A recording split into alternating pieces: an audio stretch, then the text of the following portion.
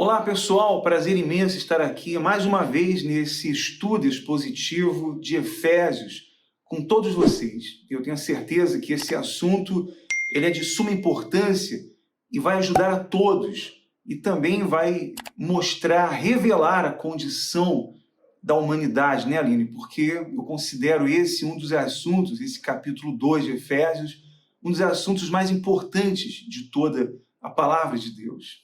É isso aí. Oi, gente.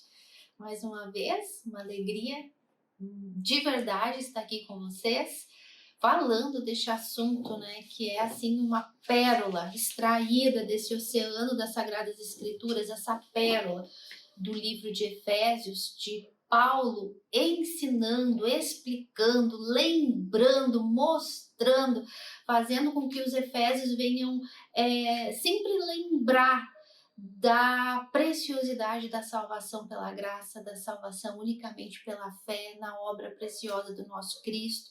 Então, é um estudo lindo, é um dos versículos mais gloriosos das Escrituras, um dos versículos mais usados para ensinar a salvação pela fé, a salvação pela graça, ensinar predestinação, e também é um texto muito deturpado por aí pelo falso evangelho, né? Então, a gente vai entrar profundamente nesse estudo para vocês entenderem a gloriosidade da salvação pela graça.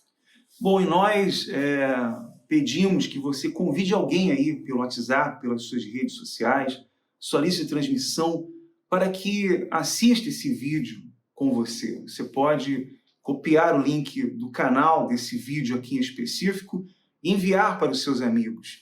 E convide ela para que fique conosco, então, até o final. E lembrando que nós estaremos realizando uma oração em favor de todos. Bom, a Aline vai começar aqui no capítulo 2 e ela vai ler todos os versículos até o versículo 8. E depois nós vamos falar versículo por versículo. Então vamos lá. Carta aos Efésios, lembrando, estudo expositivo, né? Capítulo 2, e diz o título assim: Do pecado para a salvação pela graça. Ele vos deu vida, Paulo falando com os Efésios, tá? Ele, Deus, vos deu vida, estando vós mortos nos vossos delitos e pecados, nos quais andastes outrora, segundo o curso deste mundo, segundo o príncipe da potestade do ar, do espírito que agora atua nos filhos da desobediência, entre os quais também todos nós andamos outrora, segundo as inclinações da nossa carne, fazendo a vontade da carne e dos pensamentos. E éramos, anota aí, por natureza filhos da ira, como também os demais. Mas agora circula aí na tua Bíblia.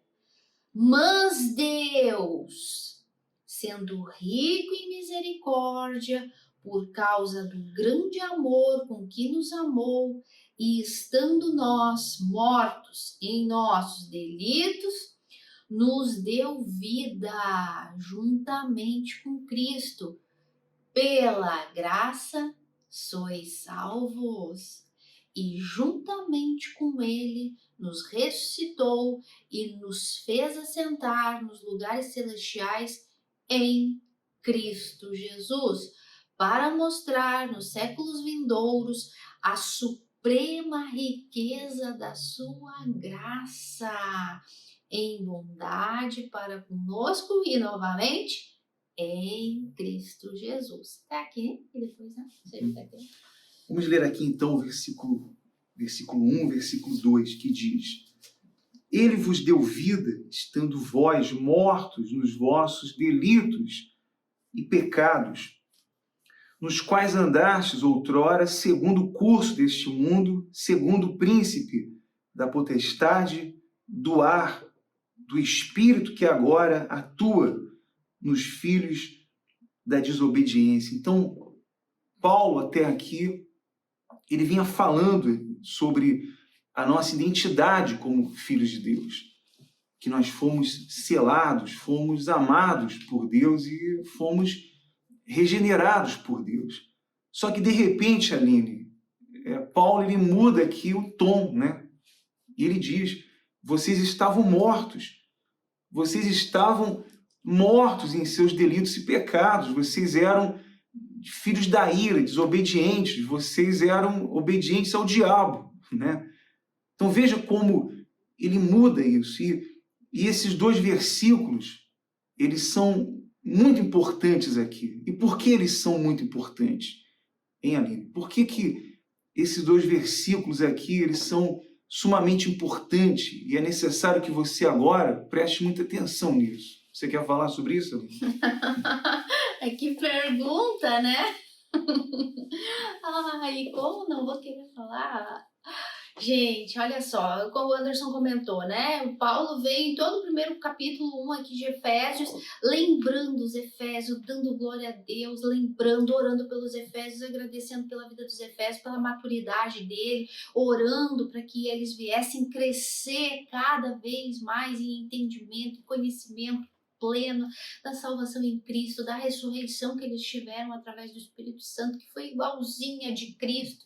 Tudo isso a gente viu nos estudos anteriores. E aí agora, de repente, Paulo vem e fala, olha só, todas as bênçãos que nós já temos, lembra? No passado em Cristo, tudo que Deus nos deu através da morte e ressurreição de Cristo. E nós... E o que nós éramos? Olha, tudo que a gente já recebeu, né? Tudo no passado, tudo nós já temos, já recebemos tudo, até a nossa glorificação, que vai ser no futuro. Mas olha só, quem nós éramos para ter recebido tudo isso? Nós estávamos mortos.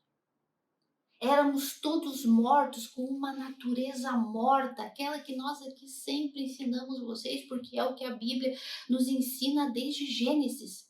Todos nós nascemos mortos espiritualmente de Deus, separados de todo o bem, de toda a santidade, de toda a glória de Deus, inclinados para o pecado, inclinados para a maldade, inclinados para tudo que não presta. Mas aí ele está dizendo aqui, Ele, Deus, vos deu vida. Veja que não tem nada a ver com a gente. Nada a ver com a gente. Foi Ele que nos deu vida. Quando? Quando estávamos lá de joelho, orando, clamando e dizendo, Senhor, te adoramos, jejum pelo Espírito Santo, e clamando e pedindo e dizendo que amava a Deus? Não. Ele nos alcançou. Ele nos deu vida. Quando nós ainda estávamos mortos em delitos e pecados, foi lá que ele foi nos alcançar. Foi lá que ele foi nos buscar, quando estávamos condenados, filhos da ira, perdidos no inferno, sem solução para nada. Foi lá que ele foi nos alcançar. Vocês lembram que a gente falou no primeiro vídeo que esse estudo da carta aos Efésios é um estudo em que Paulo exalta e engrandece a obra de Deus e de Cristo e da salvação pela graça, porque é uma obra redentora que não existe palavras para explicar, mas é justamente por causa disso, porque Paulo tinha esse entendimento e ele estava aqui lembrando os Efésios, para que eles também viessem crescer nesse entendimento de entender, olha só, a gloriosidade dessa salvação é que nós não merecíamos isso. Nós estávamos mortos e merecíamos o inferno, mas Deus nos deu vida quando estávamos lá ainda. Não é que éramos bons, não é que estávamos fazendo alguma coisa para chamar a atenção dele, não, nós estávamos lá no lodo, na lama, destruídos, mortos, condenados, e ele nos deu vida, quando ainda éramos filhos da ira, né? E é bom ressaltar que nós não estávamos mortos por causa dos nossos atos pecaminosos, né? Estávamos mortos por causa da nossa natureza pecaminosa. Então, é importante você entender isso. Esses mortos que ele está se referindo são pessoas que estão totalmente destituídas da glória de Deus e que estão condenadas, sua alma está condenada ao tormento eterno. Porque muitos pensam que pelo fato de pecar, pelo pecado que elas cometeram, é que elas irão para o inferno. Não, elas irão para o inferno por causa da sua natureza pecaminosa. Né? É bom a gente ressaltar isso, né, Aline? Porque, gente, as pessoas vão para o inferno porque elas nasceram separadas de Deus. Elas nasceram mortas espiritualmente, sem contato nenhum com Deus. E aí tu pode dizer assim, não, mas eu busco a Deus, eu amo a Deus, eu oro a Deus, eu vou na igreja. Não.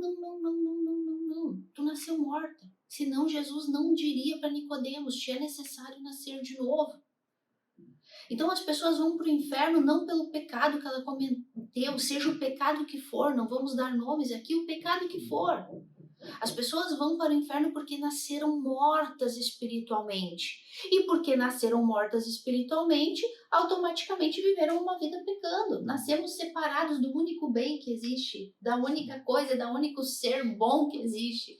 Nascemos totalmente separados dele. E quando tu tá separado do bem, tu sempre vai te inclinar para o mal. Então, devido à natureza pecaminosa, tu cometeu pecados a tua vida toda. Então, isso são consequências da tua natureza pecaminosa. Mas, por exemplo, se tu tivesse nunca cometido nenhum pecado, nunca tivesse quebrado nenhum prato, que é algo impossível, um exemplo, mesmo assim tu estaria condenado ao inferno porque tu nasceu morto espiritualmente. Por quê? Porque herdamos isso de Adão. Por quê? Porque Adão pecou primeiro e ele era o nosso representante. Então, ainda que tu nunca tivesse cometido nenhum pecado, repito, isso é impossível, ainda assim tu estaria condenado. Por isso, a necessidade de nascer de novo e crer no que Cristo fez na cruz, né? Que é toda essa obra gloriosa de que Paulo está ensinando aqui no livro de Efésios. Eu sempre às vezes falo que quero falar Gálatas, é costume, né? E ele fala aqui que nós estávamos mortos em delitos e pecados, como também as outras pessoas ainda estão. Paulo faz essa diferenciação, Paulo faz isso, ele, Deus, vos deu vida, né? Deu vida para vocês quando vocês ainda estavam mortos em delitos e pecados, como os outros continuam. Mas olha só, como Deus foi misericordioso e te resgatou, te escolheu, te tirou do meio do mundo, do meio do inferno e te resgatou, te trouxe de volta para a luz, te trouxe de volta para a glória dele. Porque tu era filho da ira, filho da desobediência, como os demais continuam sendo também. Então, Paulo sempre exaltando a glória e a graça de Deus e a misericórdia de Deus sobre a vida dos eleitos, dos escolhidos, dos predestinados, porque lembra que esse é o assunto também da carta, né? Uma igreja madura que entendia a predestinação perfeitamente. Então, aqui ele está mais uma vez lembrando essa distinção, né? Então, quer falar alguma coisa? Ele usa esse lembrete como para que os cristãos nunca, jamais se esquecessem de onde eles foram tirados. Né? Porque a gente vê muita gente falando, poxa, graças a Deus, Deus me tirou da miséria, hoje eu sou rico. Olha, Deus me deu um testemunho, hoje eu fui curado. Né? Eu era empregado, hoje eu sou patrão. Esse é um testemunho fajuto, esse testemunho não serve. O testemunho que serve é esse, daqueles que estavam mortos. Então, Paulo estava dando aos cristãos esse lembrete, olha de onde Deus nos tirou. Ele nos tirou do inferno, ele mudou o curso da nossa vida, ele nos tirou de uma morte eterna. Então, a pessoa pode, nesse mundo, de repente, ela pode se vangloriar dizendo, não, eu era empregado, hoje eu sou empresário, eu era doente, hoje eu estou curado. Eu lembro que, quando se falava de testemunhos, se falava o seguinte, não se esqueça de onde Deus te tirou. Você era doente, você era miserável, você vivia numa situação de miséria, e hoje você tem isso, você tem aquilo. Não se esqueça disso. Quer dizer, isso é uma forma sutil de enganar as pessoas. Porque não é esse o testemunho.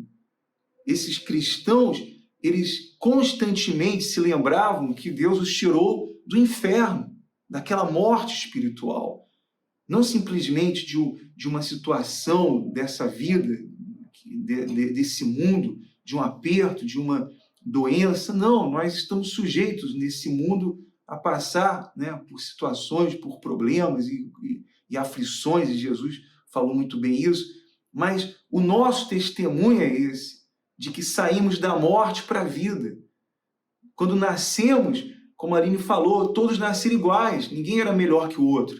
Ninguém poderia dizer assim, poxa, eu nasci com sorte, o outro dizer, não, eu nasci com má sorte. Não, todos eram iguais de mortos, iguais de destituídos, todos eram iguais de acabados, né? Podemos dizer assim. Ninguém nasceu com mais sorte que o outro, todos nasceram mortos, ricos e pobres. Ou pessoas que nasceram na nobreza ou nasceram na miséria, não importa. Todos já nasceram mortos espiritualmente e seguiriam o curso desse mundo, como Paulo fala aqui, e seriam condenados eternamente. Mas veja o que Paulo está dizendo. Vocês estavam mortos, vocês estavam acabados, vocês estavam totalmente destituídos da glória de Deus e não mereciam a misericórdia dele. Né, Aline? É isso que Paulo está mostrando, é esse lembrete, é isso que ele está lembrando nesses 2 versículos. Por isso eu falei que esses 2 versículos aqui são muito importantes e você tem que entender isso, porque essa é a condição, essa é a realidade da humanidade toda, né? E assim, ó, e lembrar disso aqui, porque que eu sempre bato muito forte aqui no canal, e lá no meu canal Fundamento também, que filho de Deus tem constantemente convencimento de pecado, constantemente, como tu disse, né? A gente sempre lembra da onde Deus nos tirou no sentido espiritual, de condenados ao inferno. Por que existe a importância de entender isso? Porque isso faz com que a glória de Deus seja muito mais abundante. Porque quando tu não tem entendimento daquilo que tu era, filho da ira, da desobediência, morto em delitos e pecados, quando tu não te enxerga exatamente quem tu era, o que tu é, o próprio pecado herdado de Adão, inclinado às coisas ruins desse mundo, com a língua afiada, um coração corrupto, enganoso, pensamentos maquiavélicos, a podridão. Quando tu não tem esse entendimento, parece que a salvação não é tanto assim. Parece que o que Cristo fez não é tanto assim. Como eu já ouvi, nossa, mas a morte de Cristo, né? Nossa, mas eu já vi gente que morreu de maneira pior que Cristo. Tipo assim, dando assim a entender assim que não é tanto assim. Eu já vi pessoas que sofreram mais que Cristo, sabe? Já vi injustiça maior. Então, quando tu não te enxerga, quando tu não te vê, que até isso é bom sempre botar aí, bota entre parênteses, que é o arrependimento para a salvação, parece que a salvação não é tanto. Então tu vê como Paulo ele vivia tanto para a glória de Deus, que em todo momento ele estava dizendo, ó, é muito bom a gente sempre lembrar quem a gente era, porque isso vai fazer com que a glória de Deus seja mais exaltada, essa graça de Deus seja mais exaltada, que a nossa humildade seja maior, a nossa gratidão a Deus seja maior. Tá dando? Me explico? Tá dando para entender o que eu quero dizer? Então, por isso que Paulo lembra sempre isso, sempre. Vocês já viram Paulo falando? Miserável homem que sou, quem me livrará desse corpo de morte? Eu ainda não alcancei. Eu sou o primeiro, o pior dos pecadores. Isso é um filho de Deus. Filho de Deus reconhece quem é, reconhece da onde Deus tirou a gente e sempre está sendo convencido de pecado, porque quando a gente lembra da nossa condição, faz com que a gente venha se submeter à vontade de Deus, faz com que a gente venha ser humilde e viver debaixo da dependência dele, e isso vai fazendo com que a gente venha crescer cada vez mais. E outra coisa, amor, que antes da gente continuar, eu comentei um pouquinho antes, no início, mas eu preciso falar mais sobre isso, porque isso é muito importante, porque isso é o engano que existe hoje dentro do falso evangelho. Este texto aqui, Este texto aqui de Efésios 2 é muito usado pelos falsos profetas no falso evangelho, muito usado para falar de salvação pela fé. E a gente vai falar, acho que mais, não sei se hoje ou no próximo vídeo. Mas o que o falso evangelho ensina hoje para as pessoas? O falso evangelho ensina que as pessoas é que se salvam. Que as pessoas é que se mantêm salvas. Que é o agir da fé delas que vai salvar ela e manter ela salva e salvar a família, e que ela tem que chamar a atenção de Deus, e que ela tem que abandonar pecado, e que ela tem que se entregar, e que ela tem que abandonar os maus costumes, e que ela tem que fazer a parte dela. Ela, a pessoa, tu, é compromisso teu, é responsabilidade tua, é tua decisão, tu escolhe, tu decide parar de fumar, tu decide parar de beber, tu decide de olhar pornografia, tu decide abandonar o pecado que for, é tu, é um compromisso teu. Se tu quiser ser salvo, tu tem que fazer isso, tu tem que fazer aquilo, tu tem que agir tua fé. E o que Paulo está dizendo aqui? Ele, Deus, vos deu vida. Ele vos deu. Quando? Quando eu estava lá lutando para abandonar pecado, porque o meu bispo, o meu pastor, a minha igreja me disse que eu tinha que abandonar? Quando eu estava lá orando e jejuando e buscando pelo Espírito Santo e me entregando e abandonando um mau relacionamento, abandonando um pecado, subindo um monte, descendo um monte, sacrificando, dando tudo que eu tinha. É isso que Paulo escreveu aqui. Quando eu estava lá me orgulhando, dizendo, venci, abandonei o cigarro, eu escolhi, eu decidi por Deus, eu decidi ir para o céu, porque eu fiz boas obras. É isso que está escrito aqui. Lê aí na tua Bíblia o que está escrito. Ele vos deu vida quando vós estavam, como é que é a palavra? Quando vós, quando vocês ainda eram pecadores, quando vocês ainda estavam no pecado, em delitos e pecados, delitos, quedas, resbalões, vacilos, pecado propriamente dito, errando o alvo, errando o caminho, fazendo tudo errado, em rebelião contra a lei de Deus, porque isso que é o pecado, rebelião contra a lei de Deus. Vocês estavam nessa condição quando ele foi atrás de vocês, quando ele alcançou vocês e despertou vocês da morte, fazendo com que vocês viessem nascer de novo, porque ele vos deu vida, ele fez vocês nascerem de novo. Quando vocês estavam nessa situação. E não quando vocês estavam fazendo boas obras, indo no presídio, indo no hospital, e evangelizando, ou sacrificando, ou orando, jejuando, abandonando o pecado, se esforçando e se orgulhecendo da sua moral ilibada. Não. A Bíblia é clara, Paulo é claro. Ele fez vocês nascer de novo, ele deu vida para vocês quando vocês estando vocês mortos em delitos e pecados. Ele vos deu vida. Então, Paulo aqui deixa muito claro que a responsabilidade da salvação é toda de Deus. A responsabilidade da salvação é toda a responsabilidade da soberania de Deus, da misericórdia de Deus, do amor de Deus, da graça de Deus. Não tem nada a ver com a gente, nada. Porque se dependesse da gente, é o que eu falava hoje, amor, eu gravava um vídeo hoje à tarde falando sobre o Apocalipse, e eu falava sobre isso. As pessoas, mesmo vendo todos os juízos do Apocalipse, elas ainda não arrependiam dos seus pecados e blasfemavam contra Deus e continuavam na sua idolatria. Então, eu comentava justamente sobre isso.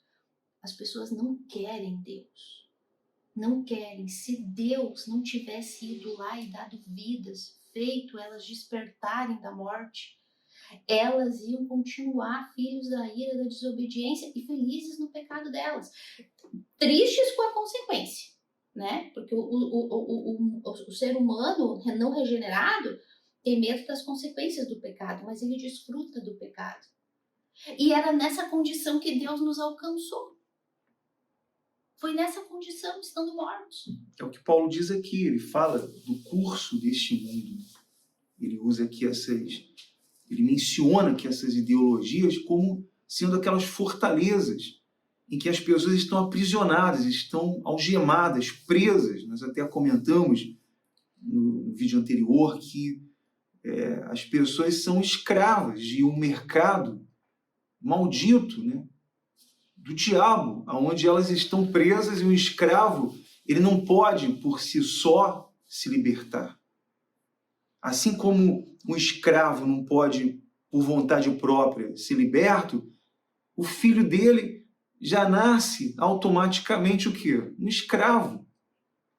Então todos que nasceram já nasceram escravos, todos nasceram mortos e não podem, por suas próprias forças, se libertarem, a não ser que alguém com autoridade os liberte, os dê a liberdade. Mas eles não podem decidir e dizer, não, vou me libertar disso aqui. Ou então nasceu filho de escravo e tem opção de não ser escravo. Não existe. Nasceu filho do escravo, é escravo. Naquela altura, então, todos os filhos que nasciam de escravos já automaticamente também eram escravos. Então, essa é a realidade que Paulo está falando. Todos nasceram assim, escravos, mortos, não importa a sua posição social, não importa seu status, se é um juiz, se é um político, se é pobre, se é rico, se é um professor, se é um bispo, se é um pastor, se é um padre, não importa a condição. Se é um mestre, como era Nicodemos, Nicodemos era o mestre, tinha um renome, não era qualquer um. Mas Jesus falou, você está morto, você tem que nascer de novo. E é isso que nós estamos falando aqui, mostrando na Bíblia. Todos são escravos. Então isso é incoerente dizer que a pessoa pode se salvar pelas suas obras, pelo seu esforço e decidir ser salva e abandonar os pecados. Não existe como, a não ser que a Bíblia esteja errada, né? A não ser que, como alguém uma vez disse, eu torço para que você esteja errado. Então vai ter que torcer para que a Bíblia esteja errada e aí você vai ter que jogar a Bíblia fora e seguir as religiões, o que eles falam, porque ou você crê na Bíblia ou você não crê na Bíblia. E é isso que a Bíblia mostra, é o que a palavra de Deus prova. São provas contundentes de que todos estavam iguais, de mortos e destituídos. É que assim, ó, é que tá escrito aí na tua Bíblia, na minha também, ó, entre os quais também todos nós andávamos outrora, segundo as inclinações da nossa carne, né, no pecado, fazendo a vontade da carne e dos pensamentos, e em Paulo, e éramos por natureza filhos da ira. Sim. Ué, o que vocês entendem por essa palavra? E éramos, né, ele se inclui, éramos todos por natureza filhos da ira, como os outros também eram. Veja que Paulo está falando com um grupo de salvos, de pessoas salvas. Mas ele está dizendo, nós também éramos filhos por natureza. Natureza, algo natural. Algo natural, gente, que tu já nasceu com isso. Natural. Vocês conseguem entender isso? Éramos por natureza filhos da ira, como os outros também são, continuam sendo. Nós já não somos mais, éramos. Mas como eles, éramos naturalmente filhos da ira. Por quê? Porque nascemos assim, herdamos isso de Adão. E repito, eu sempre falo isso. Tem gente que pensa que Gênesis, a historinha de Adão e Eva, é historinha para criança dormir, historinha de escolinha para as criancinhas. Adão, Eva, maçãzinha, cobrinha. Gente, a história de Adão e Eva é a história da humanidade. É a história da vida eterna e da condenação eterna. Tira da tua cabeça que a história de Adão é algo para criança. A história de Adão mudou o rumo da história. É condenação eterna ou vida eterna. Herdamos dele isso, e herdamos isso através do sangue. todos os filhos de Adão e Eva, que foram os nossos primeiros pais, desde eles até os dias de hoje, os filhos que tu tem e os filhos e os netos que tu vão ter até o Jesus voltar, são filhos da ira, por natureza. Não importa o que elas façam, Nem de bom e nem de mal. elas Aí é que podem tá. fazer obras boas por fora, né, exteriormente, mas por dentro a sua natureza é pecaminosa.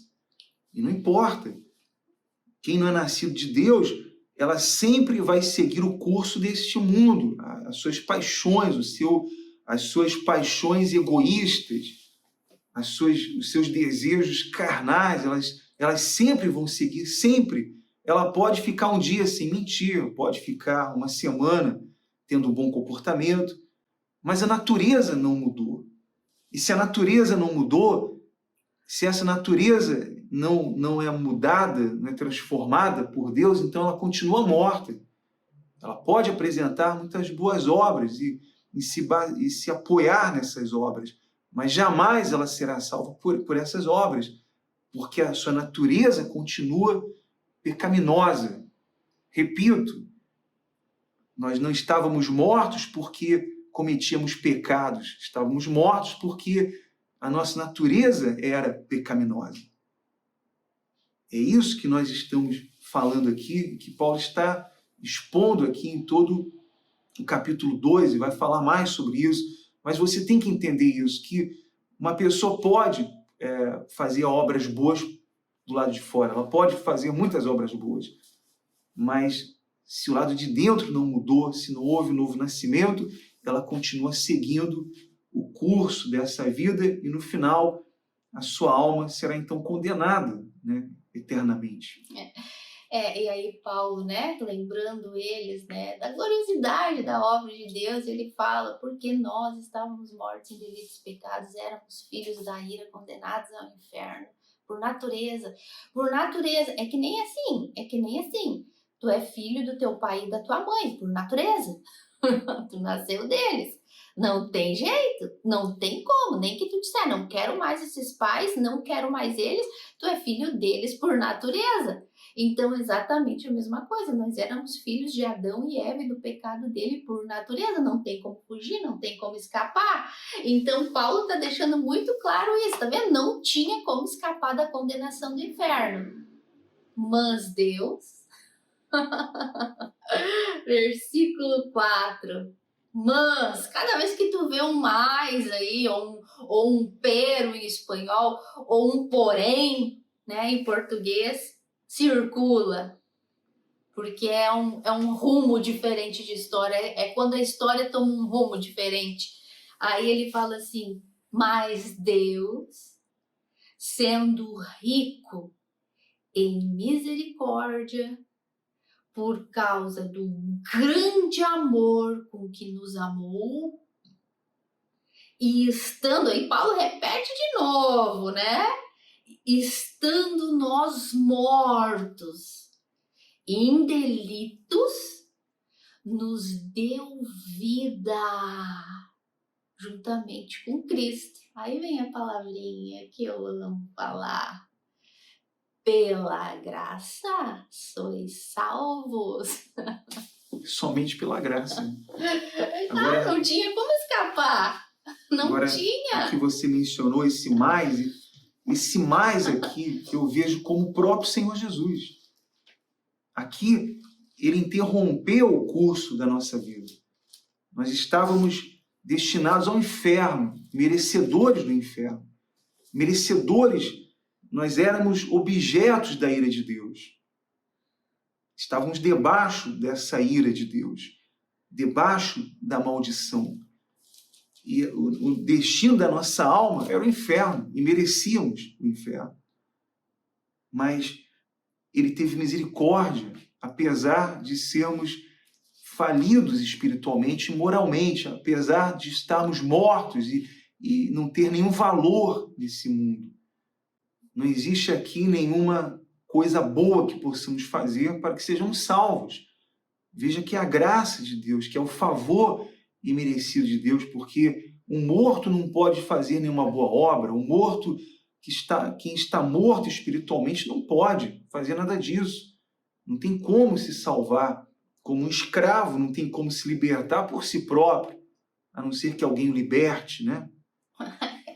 Ai, gente, aqui eu fico pensando assim, sabe, lendo isso aqui, essas palavrinhas assim, sabe, e entendendo a essência da salvação pela graça, sabe, essa misericórdia de Deus. Gente, olha só, ai, é que eu me empolgo, eu me emociono. Gente, Deus poderia ter destruído tudo quando Adão pecou, quando Adão e Eva pecaram. A criatura, pensa, amor, a Bíblia fala que Deus disse, criou os animais e os animais obedecem a Deus. Criou toda a natureza e a natureza dá glória para Deus. Criou o mar, que é esse monstro, o mar, e disse: mar, águas, até aqui vocês chegam. E as águas do mar disseram sim, Senhor. Então, o mar diz sim, Senhor, para Deus. A natureza diz sim, Senhor, para Deus. Daí Deus vai lá e cria o homem, e o homem fala: não quero obedecer a Deus. Não quero ser como Deus. Então, pense na santidade de Deus e na justiça de Deus e na ira de Deus, que são os atributos dele. Deus poderia ter destruído tudo, amor. Deus poderia ter destruído tudo, acabado, continuado, só ele, Pai, Filho e Espírito Santo, e os anjos bons, né, que não caíram, mas ele, pela graça, pela misericórdia dele, ele falou: não, eu tenho um propósito para essa gente, eu tenho um propósito, eu vou escolher uns para mudar a natureza deles, porque foi isso que Deus fez, ele mudou a nossa natureza, nos dando um novo coração, coração regenerado, através do novo nascimento, e tudo isso por causa da misericórdia, do amor dele, da graça dele. Lembra que a gente falou que tudo se origina na graça de Deus e o final é a glória dele? Então foi por essa graça, essa misericórdia que a gente não merecia. Porque o que é a graça? É algo que não merecemos, um favor que não merecemos. Mas espera aí, não é só isso. Não é que a graça é só algo que não merecemos. É mais. A graça é algo que não merecemos, mas que ainda Deus nos dá algo, ou melhor, nos livra de algo que realmente merecíamos. Não sei se ficou claro, vou repetir. A graça é um dom imerecido, um presente, algo que Deus nos dá imerecidamente. Mas não é só isso. A graça é algo que Deus nos dá e que, na verdade, ele nos impede de receber aquilo que realmente merecíamos. Porque o que nós merecíamos como seres humanos caídos, que herdamos por natureza a ira de Deus por causa de Adão? O inferno. Nós merecíamos o inferno. E Deus, não, além de não nos deixar no inferno, ainda nos salvou, ainda nos deu vida, ainda nos colocou aqui, como a gente vai continuar lendo, em lugares celestiais com Cristo, ainda nos deu outros presentes. Então a graça é um conjunto de coisas que não merecíamos, mas que além disso nós merecíamos o contrário disso. Um exemplo, um funcionário de uma empresa que vai lá, o patrão está confiando naquele funcionário e aquele funcionário vai lá e dá um prejuízo enorme, faz alguma coisa errada. O patrão perde tudo, perde dinheiro, perde investimento por causa de um erro daquele funcionário. O que aquele funcionário merecia? A rua. Merecia ser mandado embora, mas a misericórdia daquele patrão foi lá e disse: não, eu não vou te mandar embora, tu vai continuar trabalhando. E detalhe, além de eu não te mandar embora, eu ainda vou te dar um aumento. Isso é graça. Foi exatamente isso que Deus fez. Nós éramos aquele funcionário ruim que deu prejuízo e que merecíamos o inferno. E Deus não só nos tirou lá do inferno, como ainda nos deu vida e bênçãos na eternidade com Cristo e todas as recompensas na eternidade com Cristo. Ai, gente. E ele fala aí em seus delitos e pecados. Quer dizer, nós vivíamos em delitos. O que são delitos? O que é um delito? Por exemplo, alguém que comete um crime, alguém que cruza uma linha proibida, alguém que... E nós vivíamos assim, cometendo delitos. E nos nossos pecados, né? O pecado, no original, significa, em grego, significa errar o alvo, não é isso? Hamartia. E nós vivíamos assim, errando, fracassando e cometendo delitos. E o Senhor Jesus veio e não cometeu delitos. E não fracassou. Ele viveu perfeitamente para pagar no nosso lugar. Para pagar no lugar daquele pior pecador que não tinha nada para oferecer.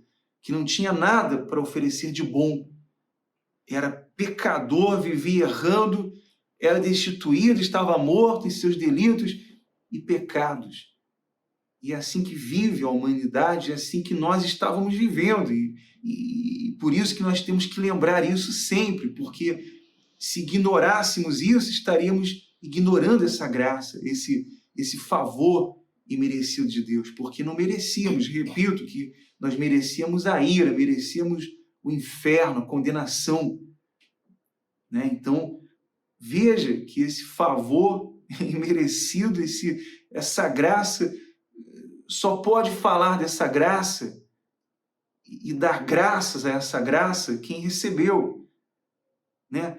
Você só valoriza aquilo quando você realmente recebeu aquilo, quando você realmente foi livre do inferno, quando você realmente foi livre da condenação.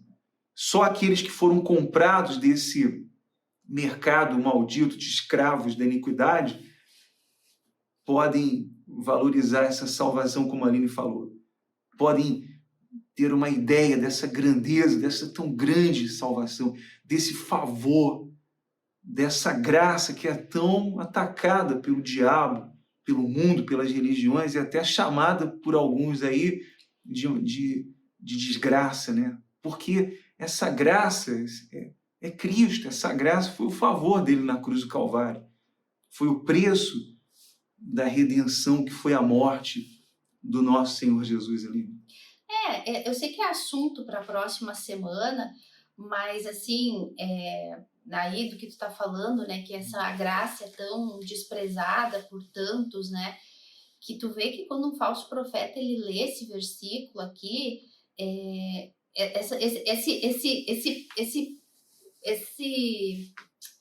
esse sinalzinho aqui que ele fala assim, é como se Paulo tivesse assim, ai, pela graça somos salvos, né? E ele, mas Deus, nós estávamos mortos, porque ele repete toda hora, né? Vocês já viram de onde eu tirei o repetir, né? Daqui, da Bíblia, de Paulo e de Jesus. Jesus também repetia muito. Então, ele repete várias vezes, nós estávamos mortos em delitos e pecados, mas pela graça e misericórdia de Deus, ele nos amou e ele nos deu vida juntamente com Cristo. Travessão. Ai, pela graça sois salvos. Tu vê que falso profeta não dá essa ênfase. Eles ignoram isso aí. Eles vão dar ênfase, repito, o assunto para a próxima semana, mas na palavrinha fé que vem aqui embaixo, que é uma fé que eles inventaram, né? A ênfase para o falso evangelho, para o falso profeta aqui, não é a graça. Quer conhecer? Você quer conhecer? Não. Quer conhecer um falso mestre, um falso evangelho? Você quer conhecer um falso profeta? Eles criaram uma narrativa, né? Narrativa é o que falo por aí, é o que invento por aí. Uma falácia. Eles dizem, o Senhor Jesus consumou na cruz do Calvário. Mas ele não consumou tanto assim. Nós temos que fazer a nossa parte. Nós também temos que ser protagonistas, quem sabe não protagonista, mas ter uma participação nessa graça aí, que não é tão graça assim. Então, nós temos que fazer a nossa parte. Nós temos que fazer por onde? Temos que fazer obras. Temos que mostrar, temos que chamar a atenção de Deus. Temos que ter a fé em ação, que é outra coisa que é inventada pelo falso evangelho, porque a fé não é ação. A fé é o dom. inclusive fala aqui, vamos ver se dá tempo para falar tudo, mas fala aqui e prova que essa fé não é ação. A fé que é ação é a fé inventada pelas religiões.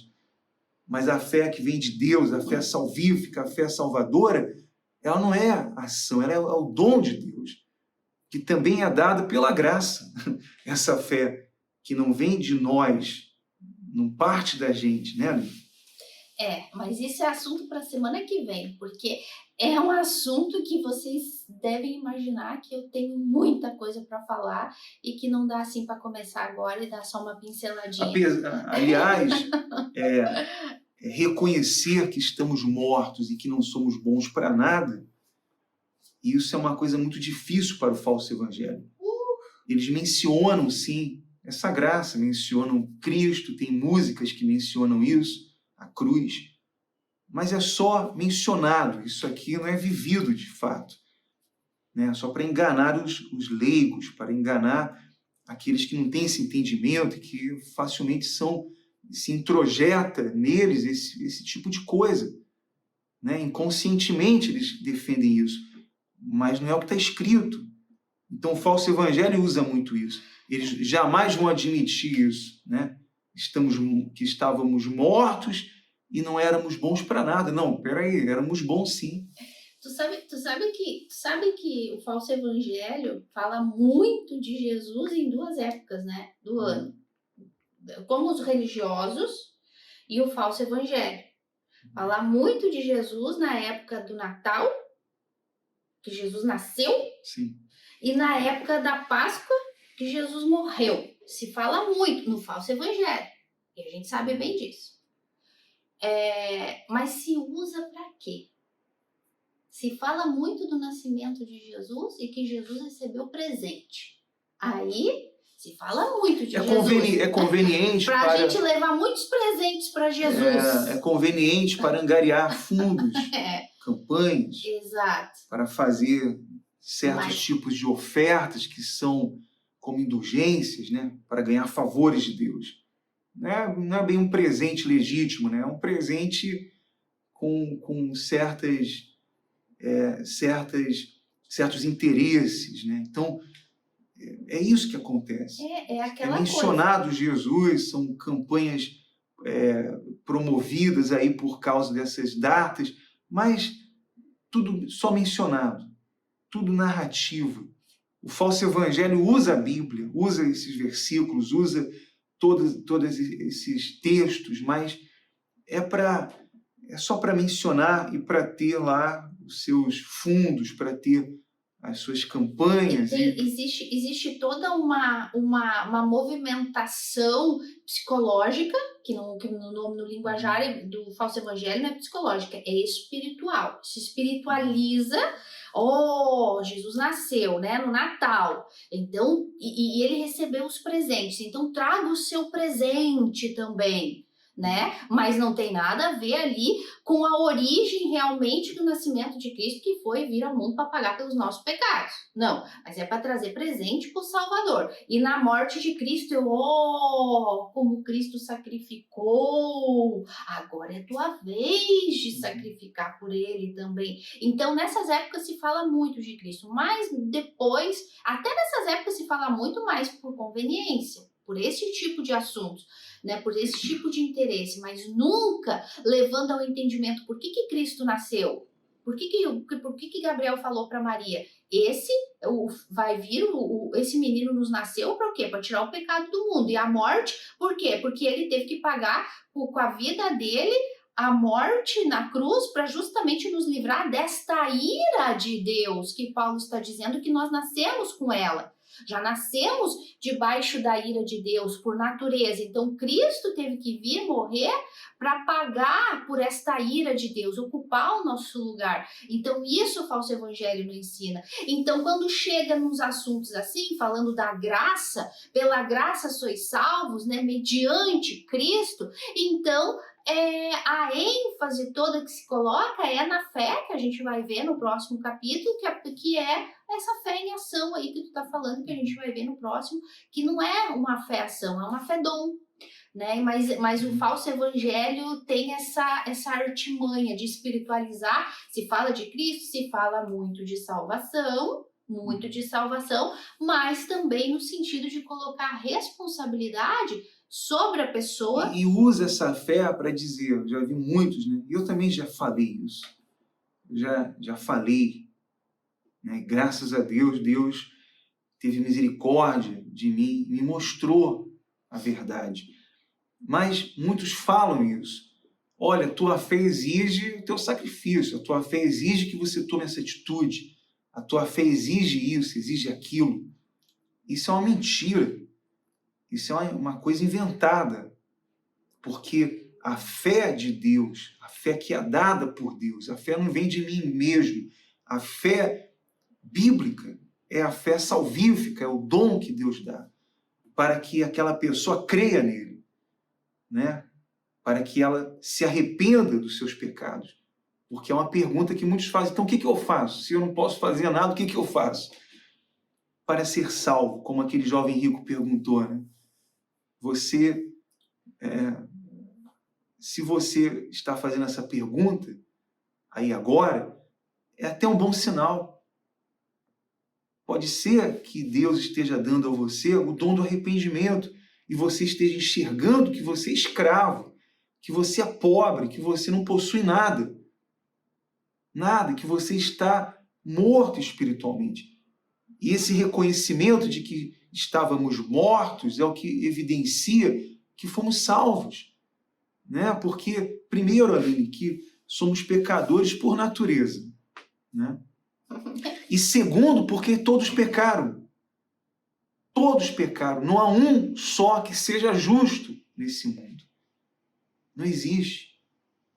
E a prova disso, gente, que nós somos pecadores por natureza e todos pecamos, que até as criancinhas, lembrando que criancinha, até atingir a idade da maturidade espiritual, elas são salvas, tá? São puras diante de Deus. Mas ainda assim, a naturezinha, filhinhas da ira, como elas também nascem, olha as criancinhas terrívelzinhas como são.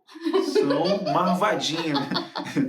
Eu lembro de uma criança, eu comprei vários doces e várias coisas, e a gente deu, lembra, para as crianças. E daqui a pouco eu passo ali, vejo uma criancinha, um pacote de doce, e eu peço um doce, dá um doce aí, ô menininha. E ela olhou com uma cara feia e falou não. E se escondeu com o pacote de Deus. Eu falei, poxa, eu te dei isso aí. Né? E olha como a natureza pecaminosa. Elas já são ruinzinha, birrentinha, mal educada, e não. Tu fala pra ela, não faz. Aí é que ela vai lá e faz. Essa é a nossa natureza. Para você entender que no momento em que nascemos, já nascemos, né, dessa humanidade caída. As crianças já são impiazinhas, uma impiazinha pura, até atingir a idade, né? Mas, meus amores, essa é a nossa condição. Assim Deus nos encontrou no inferno e Ele vos deu vida juntamente com Cristo. Juntamente com Cristo. Quando foi que nós nascemos com Cristo? Lá na cruz. Lembra que a gente falou? Da morte dele e do Espírito que ressuscitou ele lá na cruz, que foi o mesmo que nos ressuscitou também, nos dando vida, novo nascimento. Olha só, ele nos deu vida juntamente com Cristo. Quando Cristo ressuscitou, terceiro dia, naquele momento nós estávamos nascendo de novo junto com Cristo. Só depois se foi concretizando cada uma nossa data do dia do novo nascimento que nasceu, né? Fisicamente. Mas espiritualmente nós já recebemos vida lá há 2000 anos atrás na cruz. Os do Antigo Testamento morreram crendo na vida que eles iam receber o dia que Cristo morreu e ressuscitou. E nós, da cruz para cá, recebemos essa vida no dia que ele morreu e ressuscitou, né? A vida juntamente com Cristo. Aí Paulo vem e dá aquela, pela graça sois salvos. E juntamente com ele, nos ressuscitou e nos fez assentar nos lugares celestiais em Cristo. Aquilo que eu dei o exemplo para vocês ali do funcionário. Aquele funcionário merecia ir para a rua, sem direito a nada. Mas ele, além de ter sido perdoado, ter continuado no trabalho, ele ainda ganhou um aumento. Isso é misericórdia e graça. Isso aqui é o que nós alcançamos, misericórdia e graça. Deus nos ressuscitou, nos alcançou no inferno, no nosso delito, no nosso pecado, nos deu vida com Cristo e ainda nos colocou assentados em lugares celestiais com Cristo. Bênçãos, galardão, recompensa, governar com Cristo. Todas as recompensas, filhos de Deus, herdeiros, co-herdeiros com Cristo, adotados legitimamente. O Espírito de Deus na nossa vida, o corpo glorificado. Tudo isso. Eu vejo esse versículo aí como um já, mas ainda não. Porque nós já possuímos esse lugar com Cristo. Já é nosso. E vamos reinar com Ele eternamente. Então, veja que todo cristão, todo nascido de Deus, todo aquele que verdadeiramente nasceu de Deus, já possui esse lugar. E ninguém pode tirar dele. Esse lugar já está garantido pelo Senhor Jesus. Nós já morremos com Ele na cruz e vencemos com Ele, ressuscitamos com Ele.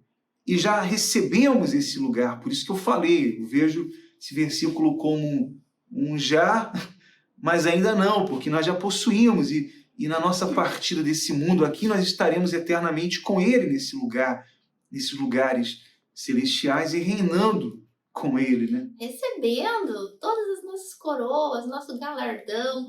Mas, ai, gente, ainda que não tivesse recompensa e galardão, só o fato de ser recebido no céu pelo nosso Senhor, passar toda a eternidade ao lado de um Deus, de um reino de justiça e de glória, meu Deus do céu, e tudo isso a gente já tem. Por que filho de Deus não tem medo de perder salvação? Por que a gente é feliz em toda e qualquer circunstância? Por que a gente tem gozo? Por que a gente não é apegado a nada nesse mundo? Por que a gente não se preocupa com o amanhã?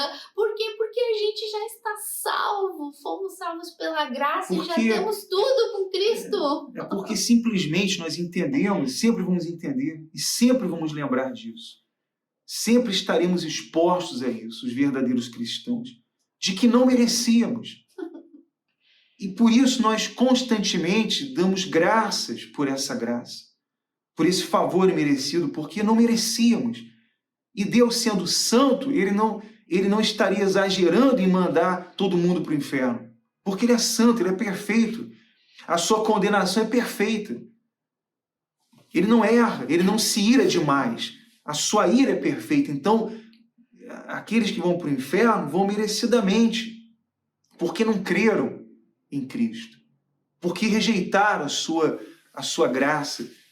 Eu lembro, Aline, de Noé. Eu acredito que Noé e a sua família nunca deram tanto valor àquela arca quando eles estavam no meio daquele tormento, né? Sendo livres daquele tormento, da condenação, e sabendo que eles não mereciam. E foram cobertos por aquela arca, que a arca também é uma sombra de Cristo. Veja que todo mundo ali foi condenado, né? Todo mundo morreu afogado, todos foram condenados eternamente. Mas Noé foi coberto por essa graça, por esse favor ali. Então, quando alguém é salvo do inferno, quando alguém recebe essa fé, esse dom de crer em Cristo, de crer no seu sacrifício, ela então valoriza eternamente, ela dá graças, independente das circunstâncias, dos problemas da vida, das situações, mas ela é grata eternamente. Todo momento ela é grata, todo momento ela vai dar graças a Deus, graças por essa graça, né? Por esse favor. E por que Deus fez tudo isso? Por que Deus fez tudo isso? Olha só. Para mostrar nos séculos vindouros a suprema riqueza da sua graça em bondade para conosco em Cristo Jesus.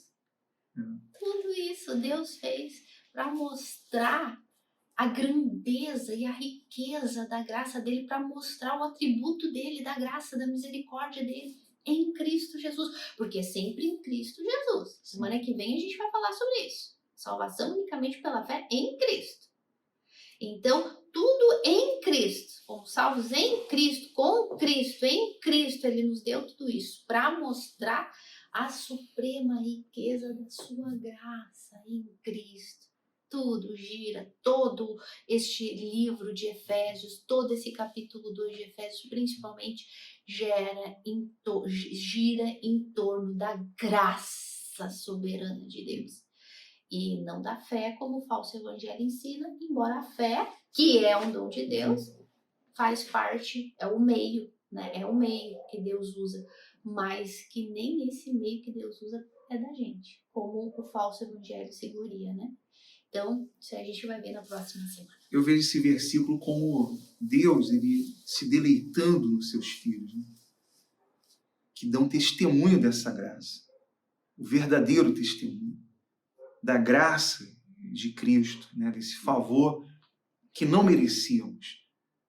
Como os pais, eles se deleitam nos seus filhos que obedecem, que andam dando orgulho para os seus pais, que andam obedecendo aos seus pais, assim Deus se deleita nos filhos dele, aquele que ele adotou e fez deles os seus filhos. Porque o verdadeiro testemunho é essa graça. E repetindo, nada do que você fez de bom ou fez de mal, nada disso vai chamar a atenção de Deus ou diminuir a atenção de Deus para a sua vida. Nada disso. Ninguém pode dizer, poxa, mas eu só fiz coisa errada. Ou então outras, eu só fiz coisa boa. Ninguém pode se gloriar no que fez de bom e ninguém pode se afundar, né, Aline, no que fez de mal, né? Por que é mais fácil um pecador, assim, que faz tudo errado, nascer de novo, do que aquele que é santinho? Por quê? Porque um pecador, ele sabe que ele não merece. O que eu vou pedir para Deus? Né? Lembra do fariseu e do publicano? Enquanto o publicano, eu sou dizimista, eu sou fiel, eu vou na igreja, eu jejuo.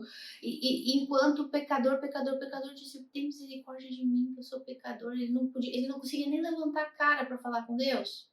Então, para tu ver como que não existe nada no ser humano, nem o que é de bom e nem o que é de mal que possa chamar a atenção de Deus. Ao contrário, isso não daria glória para Deus. Se tivesse alguma coisa na gente que gerasse justiça para salvação, Deus não estaria dando graça, estaria cumprindo uma obrigação. Sim. Não, ele merece, ele está fazendo a parte dele, então ele merece ser salvo, que é o que o falso evangelho ensina. Mas esse não é o Deus da Bíblia, porque esse não é um Deus de graça. Deus, quem é que pode dar alguma coisa para Deus que Deus tenha que retribuir, gente? Tá escrito, não tem. Amar um filho porque ele só faz coisa boa, não é um amor legítimo. Os pais amam os filhos legitimamente, independente dos erros deles. Né? Assim é Deus. Deus ama com um amor legítimo, não porque alguém fez algo bom. Né? Então, quando a pessoa reconhece, quando ela reconhece realmente que ela está morta espiritualmente, de que ela não é boa para nada, de que ela é pobre realmente, pobre, destituída dessa glória de Deus. Então, essa pessoa, ela recebeu o dom do arrependimento. Ela recebeu essa fé verdadeira para ser salva. A misericórdia, o favor imerecido de Deus. E nós vamos continuar falando mais acerca disso na semana que vem, mas eu quero convidar você a orar. Posso só falar mais uma coisinha, amor? Eu acho que é importante falar sobre isso, dar mais uns exemplos bíblicos de pessoas que foram salvas, exemplos de novo nascimento, assim, muito simples e que fazem toda a diferença, né? Como esse do fariseu e do publicano, né? Que quem foi para casa justificado? Aquele que não ousou levantar o rosto e pedir para Deus porque sabia que era pecador. E Zaqueu, né? Zaqueu sabia que era um ladrão e Cristo foi atrás dele e ali houve salvação, né? Então ele sabia, ele disse, meu Deus, ele na minha casa, eu não sou digno, né? Então ali houve salvação. O ladrão na cruz, fica quieto. Nós merecemos estar aqui, Ele é santo, nós merecemos, somos pecadores, merecemos a crucificação. Senhor, lembra-te de mim, hoje mesmo estarás comigo. Vocês estão vendo, gente, que não é por boas obras, não é quando a pessoa reconhece. Agora, o contrário de alguém que não foi salvo e que tinha boas obras. O jovem rico. O jovem rico, não, mas eu faço tudo isso, eu já faço tudo isso. Ele achava que era bom. Alguém e ele foi para casa Alguém essa semana perguntou e disse, poxa, você não acha que eu vou ser salvo porque eu só fiz o bem, eu gerei empregos, eu dei um bom exemplo como pai, eu fiz boas coisas, eu só fiz coisas boas, então eu serei salvo. E eu disse, doce ilusão, né? Porque é isso que as pessoas pensam. Elas acham que serão salvas pelas boas obras, por ser um bom exemplo de pai, de mãe. Isso é um dever, né? Eu, graças a Deus, nasci numa família que deu bons exemplos. Graças a Deus por isso. Mas as boas obras deles ou os bons exemplos deles não vão gerar salvação nem para eles, nem para mim. Nem as minhas boas obras vão gerar salvação. Então, isso é importante deixar aqui no final desse vídeo, né? Porque é o questionamento realmente de muitas pessoas. Não é isso que salva. A salvação não deriva disso. A salvação, ela acontece quando há o arrependimento, aquele que crê no Evangelho, na pregação do Evangelho, que é o que estamos fazendo aqui agora. É o que está sendo exposto aqui agora nesse vídeo para que você creia ou não creia. Então, essa pregação vai servir ou para justificação porque você creu ou porque não creu. Eu não sei, nós estamos aqui expondo a palavra de Deus, né? E se você está aí assistindo e você percebe a sua condição espiritual, a sua falência moral, a sua falência espiritual, e você, de fato, você diz, não, eu reconheço que eu estou morto, eu reconheço que eu sou como aquele ladrão, que eu sou ladrão, eu reconheço que eu sou pecador, eu reconheço que eu não sou bom para nada, e eu me arrependo. Então, o que você tem que fazer agora é se humilhar para Deus e clamar pela misericórdia de Deus. Se essa fé está sendo revelada a você, é isso que você tem que fazer. É isso que você tem que fazer agora. Nesse momento que nós vamos orar aqui, você pode fazer isso.